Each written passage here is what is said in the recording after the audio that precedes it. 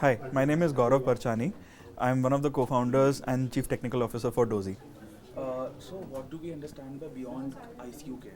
Today, if we look at it in our country, we have close to 100,000 beds which are ICU beds, and the rest remaining 1.9 million beds out of the 2 million beds in our country are non-ICU beds.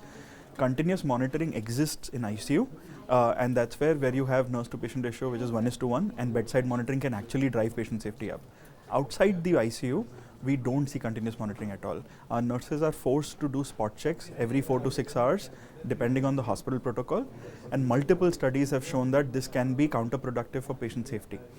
Uh, Patient deterioration can be missed between two successive spot checks and often leads to an emergency transfer to an ICU or in some cases fatalities as well, which is declared as code blues.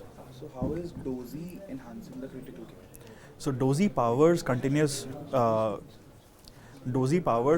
contactless vitals monitoring through its revolutionary sensors and AI. The sensors go underneath the mattress and doesn't even touch the patients at all, thereby requiring no participation from them, no intervention required from the nursing staff. The monitoring automatically starts. Our AI essentially identifies every biomarker like every heartbeat, every inhale, every exhale, even blood pressure from under the mattress on a continuous basis, and delivers this remotely to nursing stations outside the ICU. Once we capture all of these biomarkers are available on a longitudinal basis, time basis. Our algorithms could identify alerts and alerting signs and abnormalities in these vital signs by an efficacy of close to 91 to 97% in these clinical studies that we've demonstrated over more than 200,000 hours of data at KGMU, King George Medical University, and CMC Vellore for more than 1,500 patients, and so that this information could reach the healthcare professional at the right time, thereby preventing an emergency transfer to an ICU, a significant health deterioration, and in the end prevent a code blue. What is the landscape of health AI in India as compared to other countries? So, in order to look at the landscape of health AI, you first really need to understand the landscape of AI. With the advancements of ChatGPT and LLMs, AI has gone to every house. It's the buzzword nowadays, and it's very exciting phase to be in right now.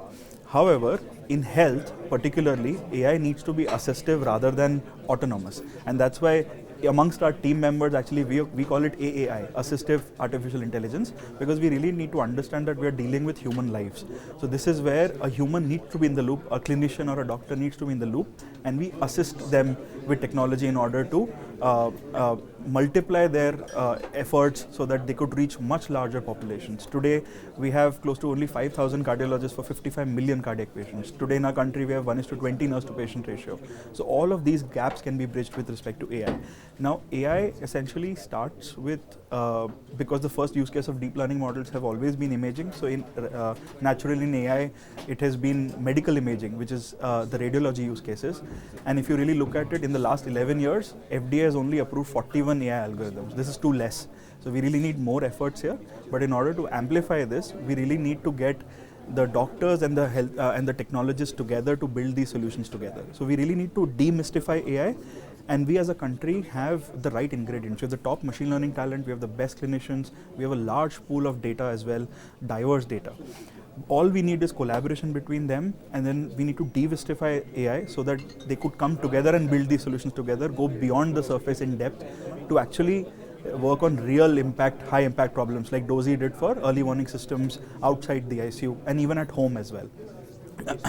Last piece of the puzzle in terms of health AI in the landscape of India is the policymakers. So policymakers also need to come to the party, right from the aspect of large data frameworks, right from the framework of regulations, and on top of that insurance as well, to make sure that we have the right set of incentives for the clinicians as well as the technologists to develop these models, so that India can be leader in health AI and the next generation of best AI models come out of India.